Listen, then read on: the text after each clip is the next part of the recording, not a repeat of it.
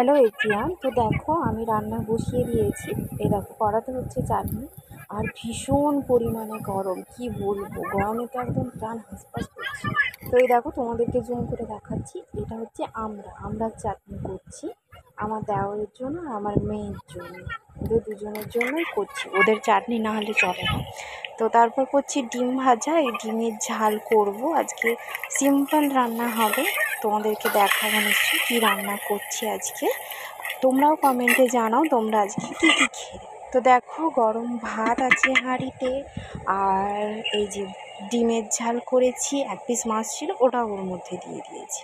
আর এটা বাবার তো আলাদা, তোমরা জানোই বাবার সাদা খাবার চলছে এখন, বাবার আলাদা মাছ করেছি। আর এর মধ্যে রয়েছে সেই চাটনিটা, যেটা ওদের দুজনের জন্য।